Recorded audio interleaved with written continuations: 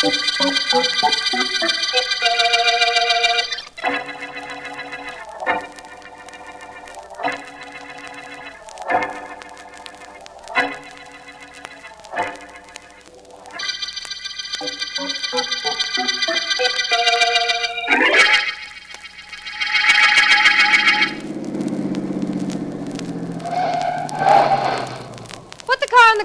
me, Jonesy. Right-o, Miss Dixon, right-o. I'm finished with the lawn anyhow. Oh, Miss Dixon, that young David Allen is in the house. He's been waiting for you. I saw him come in. Let him wait. Do him good. I was a young fella. Gal didn't treat a fiancé like that, no, sir. Fiancé? You mean ex-fiancé? Well, in that case, I guess it's different. I didn't know. Neither did he till this morning. Where's he waiting? Inside somewhere, miss. I'll just put the car in the garage. Good enough. Take over, Jonesy. Yes'm. Been pushing a lawnmower all day. Now I get to have something push me.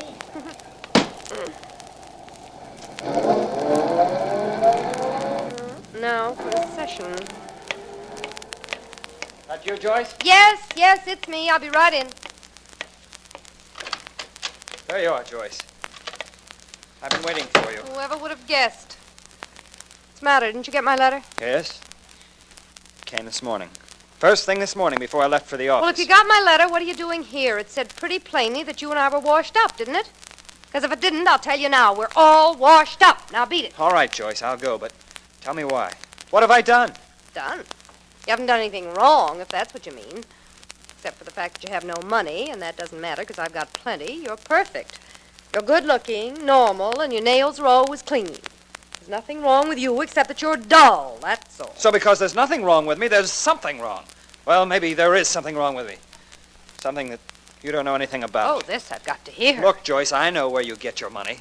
I know that you don't own an honest dollar. Why shouldn't you know that? You work for the man who takes care of my business. You realize that all I have to do is tell what I know about where your money comes from, and you'll go to jail. Oh, now we're getting around to blackmail, are we? Well, that's a point in your favor. I'd never tell unless you make me, unless you do what you said you were going to do in that letter. And then what? Then I'll see to it that I'm not the only one that's hurt. Joyce, you've always had everything your own way. It's about time you were paid off. You've been getting away with murder all your life. Oh, I have I? I've been getting away with murder all my life. Yes, you have. Keep talking, Alan. You're giving me an idea.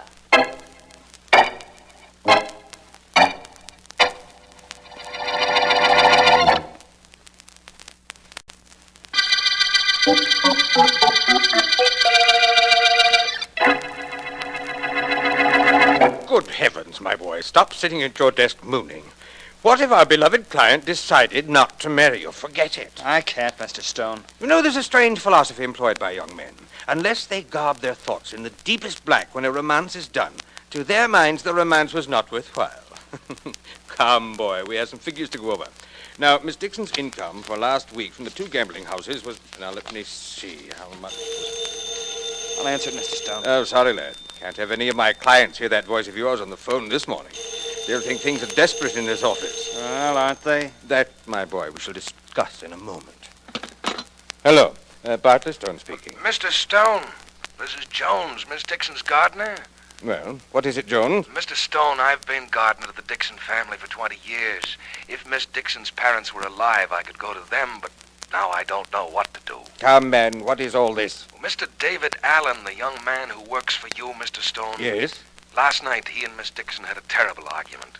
After I put the car away, I heard them threaten each other, and, well, Mr. Stone, they both sounded as if they meant it. Oh, they both did, eh?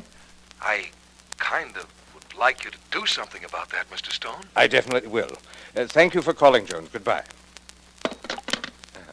That was Miss Dixon's gardener, Allen. So I gathered when you mentioned his name. He said there was rather a serious quarrel at the house last night. I'm surprised that you lost your temper, my boy. Look, let's not pretend any longer. Of course, you realize I know Miss Dixon owns a string of gambling houses. But I also know how you've been stealing from her. So, don't you try to be the big white father to me. Allen, my boy, you surprise me. Yes? You surprise me greatly. And in the light of your remarks, perhaps I might relieve poor Jones' mind. He begged me to do something about your threatening Miss Dixon. You know, Allen, I think Jones has something there.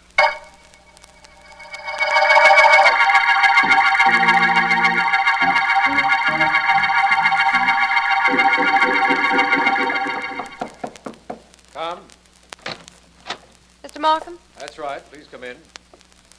Your secretary said it was all right to come in. Yes, she let me know you were coming. You're Miss Dixon. That's right, Joyce Dixon. All right to sit down? Please do. Allow me. Look, Markham, let's you and I not kid each other. You're the district attorney, and you know a lot about me, only you haven't been able to prove anything, right? Go ahead, Miss Dixon. I came up to tell you a couple of things. One is that I'm selling out. I won't be operating after this week. And the other things? I'll take them in order. My money is being handled by a guy named Stone, Bartley Stone. You know him? Vaguely. Well, that's all anybody ever knows him. He's been stealing from me every week for I don't know how long, but I don't mind that. You don't? No, why should I? He runs my business, and he's stealing less than the next guy would, so what's the difference? Mm-hmm. But he's got a young kid working for him, kid named David Allen. I was engaged to him till yesterday. Nothing you've said sounds like a matter for you to come to me with, Miss Dixon. I don't want any matter concerning me to come to you, Markham. Especially, I don't want you investigating my murder. See what I mean? Oh. I wish you could stay a few minutes longer, Miss Dixon. My friend Philo Vance is expected here any minute, and there's nothing he likes better than to meet an intended murder victim. Think I'm kidding, don't you? No, I don't think so. But I think you know you've caused my office a great deal of trouble in the past, and, well, you're not exactly one of our favorite people. That means it's okay for somebody to murder me? Not at all. But the point is that... Well, hello. Vance, come in. Thank you. This is Miss... Joyce Dixon. How do you do, Miss Dixon? I'm Philo Vance. How do you know my name? We've never met. No, that's right, we haven't. But your initials are on your handbag, the name Joyce is on that pin you're wearing on your blouse, and besides, Mr. Markham's secretary told me. What are you upset about, Miss Dixon? Who says I'm upset? You say it. Oh, not in words, but there's a bit of polish peeled from the index finger of your left hand. Women generally do that when their nerves are acting up. Not only that, but you undoubtedly left your home in a hurry. Now, wait a minute, Vance. If there were anything obviously wrong with the way Miss Dixon is dressed... Look, both of you, stop taking me apart. All right, so I'm nervous, I'm upset. I did leave my house in a hurry. Who cares? But how did you know, Vance? A woman's curiosity finally triumphing over her sophistication. Miss Dixon, your makeup is very revealing. You neglected to use mascara on the eyelashes of your right eye. The other eye is made up perfectly. Either you were too upset to realize what you had missed doing, or too much in a hurry to leave, or both. Okay, so it was both. Now let's stop this before you tell me what I had for breakfast. Look, Vance, I came up here to see Markham, but now that I get a look at you, I'd rather talk to you. Well... How'd you like to be my bodyguard? Professionally? What else? I'm sorry, but I'm not interested. Now, Markham, Let's say my escort. Well... I'm on a spot, Vance. Markham will tell you all about it. There are at least 2 guys who'd be happy to see me dead. And I've got an idea they're not the patient type. Miss Joyce, if what you really want is protection, the police will supply that. Skip it, Markham. I don't only want protection. I want Vance.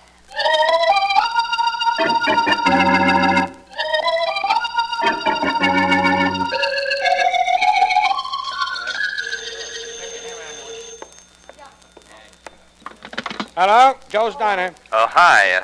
This is Dave Allen, apartment 3A in the boarding house on the corner. Can you deliver some food up here? It's a little late, Mr. Allen, 10 o'clock. Well, it won't take you a minute. Okay. What do you want? Get me some tomato juice, a sandwich of some kind, and a bottle of milk. What kind of a sandwich? We got all kinds. Oh, I don't care. Anything. How about a combination sandwich? Okay. Have it up in 5 minutes. Tomato juice, sandwich, and a bottle of milk. Anything else? Yes, but it's nothing you can do anything about.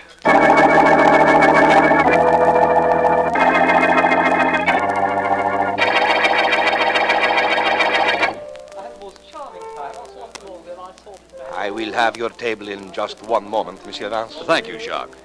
Well, Miss Dixon? Having wonderful time. Glad you are here. Thank you. The show you picked out was real good, Vance. And this joint is real classy. In any event, you have been safe all evening. That I have. Well, you've brought me up to date on your situation, Miss Dixon, but you haven't told me too much about your ex-fiancé, David Allen. How about that? But Dave, well, let's see. He's tall, blonde, wears heavy glasses, eats only what's good for him, salads, stuff like that, drinks milk all the time, and wears 3-button suits, only he buttons all 3 buttons. You know the type? Quite well. Sounds rather conventional. Well, that in itself is enough for me to dislike the guy. Oh, here's the head waiter. Right this way, if you please, Monsieur Vance. I Thank think you. I have your table. Vance. Oh, excuse me just a moment, please. I'll be right there, Markham. Markham, wonder what he wants. Jacques, would you please escort the lady to my table? My pleasure, Monsieur. Don't be long, then. You should have enough conceit to believe that I'll want to hurry.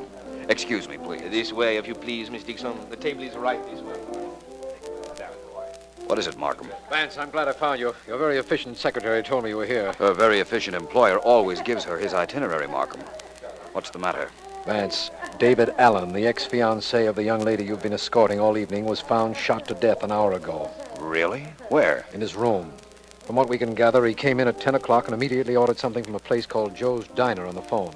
At 10:15, the man from the diner found the door open and Allen dead. Well, this started out as a pleasant evening. Now it's becoming an interesting one.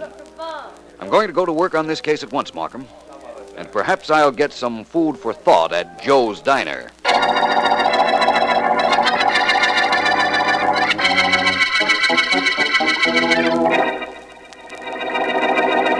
Only to me a thing like this happens. Only to me. You realize why I'm asking you these questions. No, I don't, Mr. Vance, and I don't care. Only to me does a thing like this happen. 10 o'clock, I'm ready to quit work, and I got to take an order from a guy who gets killed a couple of minutes later. Now, let me get the facts straight. Mr. Allen called you at 10 o'clock. On the nose. He orders tomato juice, a combination sandwich, and a bottle of milk, and he hangs up. Only to me does a thing like this happen. Then he gets killed. Yes, and only to him did a thing like that happen. Well, thank you very much. I have an idea that what you've told me is very important, which makes it exceptionally important that I find out what it means.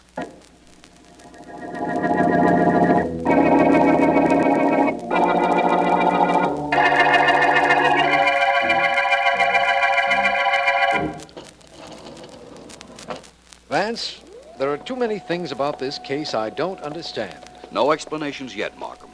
That is, none that would satisfy you. Well, we'll find out in a moment about Mr. Stone. He's Miss Dixon's business manager, and David Allen worked for him. Yes. Now, let's hope he's at home. There's one way to find out. That's his apartment door. I see what you mean. I don't hear anything from inside, Vance. I don't either. You know, it is possible that Mr. Stone isn't at home, even though it is 2 in the morning. Yes, it is. No question about it. It's also possible Mr. Stone took a sleeping pill, fell asleep, and is too drowsy to hear our knocking. Oh, please, Vance, stop being so logical. All right. I'm coming. Oh. Who is it making all that? Oh, the district attorney. Hello, Stone. This is Philo Vance. How do you do? At some other time, under some other circumstances, meeting the great Philo Vance would indeed be a pleasure. Gentlemen, I've been asleep. I've taken a sleeping pill. Vance and figured as much, Mr. Stone, but we've got to come in and talk to you. Very well. Come in. But if I fall asleep, it won't be the company. You understand that, my friends. Neither the company nor the hour. Merely the pill I took. And please come in. Thank you. And now, gentlemen, what is it that I can... That undoubtedly must be for one of you. It can't be for me at this hour. Why not try answering it, Mr. Stone? Excellent idea. Hello? Hello, Bartley. Oh, Joyce. What is it you want at this time of night? Bartley, come over to my house at once before the police get here. My gardener, Jonesy's been murdered, and I've got to talk to you. Oh, I see. Well, I'll call you later. You can talk to her now, Mr. Stone. We could hear Miss Dixon very plainly. The police are here now, Joyce. Oh. I'll be right over. Goodbye. Goodbye. So Miss Dixon's gardener has been murdered. I'll get Sergeant Heath on the phone at once. Do that, Markham. Oh, by the way, Mr. Stone, how long had you been sleeping, would you say? Well, I don't know. I'm not sure. I guess I stopped reading about midnight. What time is it now? 2 a.m. Well, what about it, man? Why the question? You were reading in bed, of course. That's right. I put on my pajamas, took a pill, and got into bed. Did you now? Mr. Stone, do you always put your pajama coat over the shirt you wore today? You ought to be a little more careful. The collar's quite visible. You'd been out. Only came in a few minutes before Markham and I knocked. Where had you been? Wouldn't you like to guess? Yes. And wouldn't you like to know what I've guessed?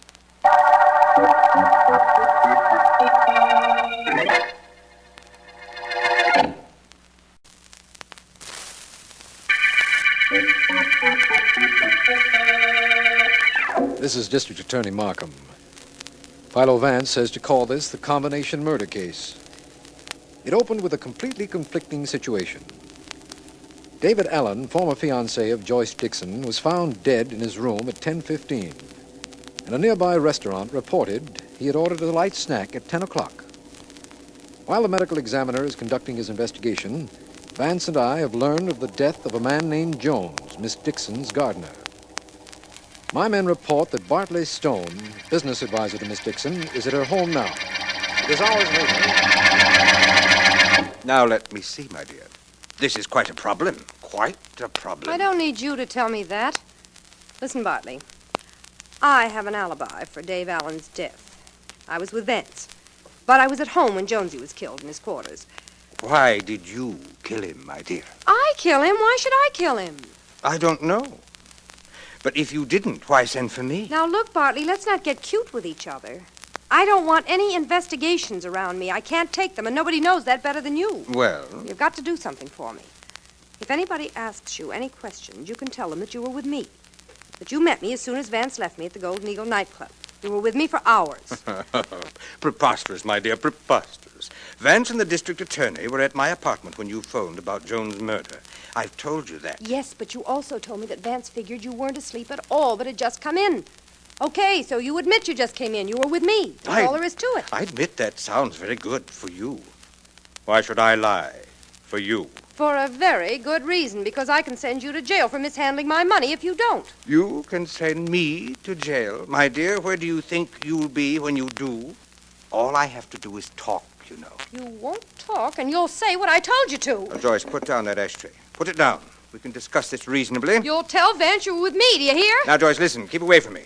You and I can make a deal. Put that ashtray down. You'll tell Vance we were together? No. You practically sent out an invitation for this, Bartley. You begged for it. No, don't.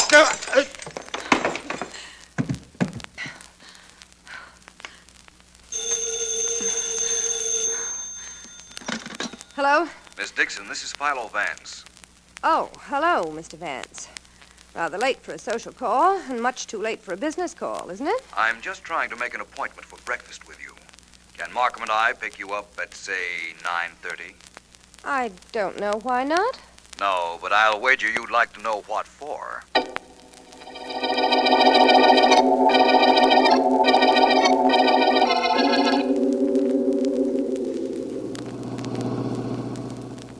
Now, Markham, please stop concentrating. It's a beautiful morning, and we're on the way to the home of a very definite suspect, Miss Joyce Dixon. Suspect in which murder, Vance? Both murders. She has a slight alibi for the time when Dave Allen was murdered. She was with you. So it would seem. But I'm not certain she was. Well, we know Allen came into his room and ordered something to eat at 10 o'clock and was found dead at 10:15. Or do we? The murderer would like us to believe that, I'm sure. In fact, that might be the reason poor Jones was murdered. Vance, you're going much too fast to suit me. And much too slowly to suit me. Drop me at the corner of Miss Dixon's house, Markham. I'd like to go in there alone, if you don't mind. I'll do it on one condition. Tell me when this case will be over and why you think that Allen might have been killed long before 10 o'clock, at which time we think he called Joe's Diner. All right, Markham, I will. Wait a minute. What is it, Vance? I've just thought of something. You drop in on Miss Dixon, Markham. Stay with her all day if you have to, or get a police guard for her. What's going on, Vance? I'm going on to see Bartley Stone again. One piece of information, and by this evening, Markham, I think I can promise you, this will no longer be an unsolved murder case.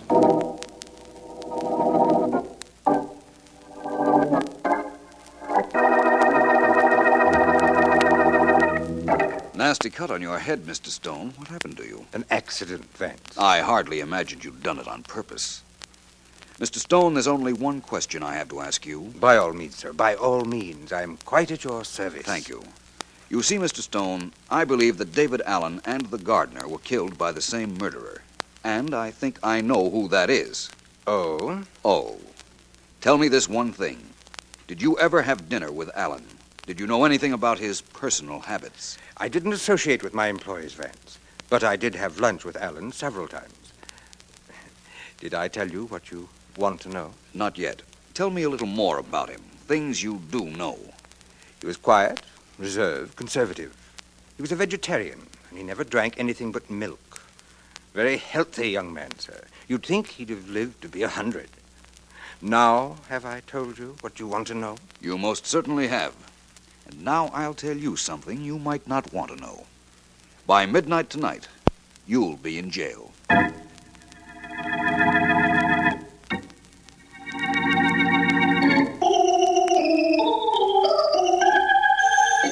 Oh, Don't get up, Miss Dixon. I'll answer the phone. it's my house, Markham, or am I under arrest? No, not yet, but I'll still answer the phone.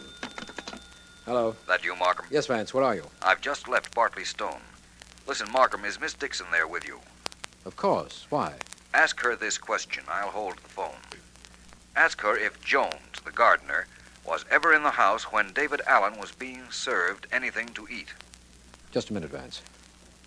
Oh, Miss Dixon. Well, what is it? Vance would like to know whether your gardener ever saw your ex-fiancé, Dave Allen, have dinner at this house. No, he never did. I didn't allow the gardener in the dining room. All right, so what does that make me, a snob? I don't know yet. Oh, Vance. Yes, Markham, I heard Miss Dixon. Tell her it doesn't make her a snob.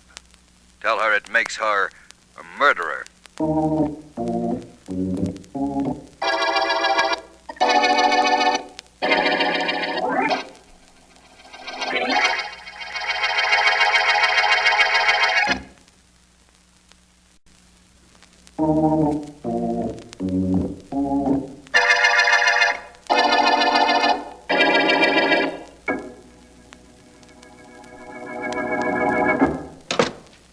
Well, it's about time you got here, Vance. What's the idea of having me held here in my own house? That was my idea. It was to prevent you from killing anyone else, Miss Dixon. Oh, really? And just who am I supposed to have killed? Your ex-fiancé and your gardener, and I don't doubt that you might also try to kill Bartley Stone, which is one reason I thought I might have to confine him to jail for safekeeping. Philo Vance, the great mastermind. You stand there and tell me I murdered a man who was killed at 10 o'clock at night, while I was with you at 10 o'clock. Oh, brilliant deduction, Vance. Don't understand how you do it. David Allen wasn't killed at 10 o'clock. The police believed he was because of that phone call made to Joe's diner. Only Mr. Allen didn't make that call. Your gardener did. Oh, you were there and saw him, I suppose. I didn't have to be there. You see, your gardener picked up the phone at your orders, and he told Joe's diner to send him some food. But he included in that food something that told me the whole story. He included a combination sandwich. Very interesting. And that proves conclusively that I killed Allen. It doesn't sound as if it would, but it does. You see, a combination sandwich consists of ham and cheese. Allen was a vegetarian, but your gardener didn't know that. Allen would never have ordered a sandwich with meat in it. So Bartley Stone could have been the man making the call, establishing an alibi of his own. No? No. Stone knew that David Allen was a vegetarian, and he isn't the kind of man who'd forget. I'm not the kind of girl who forgets. You know, you really are brilliant, Vance. By the process of elimination, you figured I killed Allen, then killed my gardener so that he could never say he covered up for me. Exactly. And right now, you're imagining you're going to kill me. No. It's more than imagination. I'm going to do it. Right now. Please put down that gun, Miss Dixon. Mine is pointing directly at you. Markham, where did you come from? I'll take that gun, young lady. And in answer to your question, I've been in the back of the drapes in this room. Vance asked me to be on hand. I'm very glad I did. Well, now you know I killed 2 men.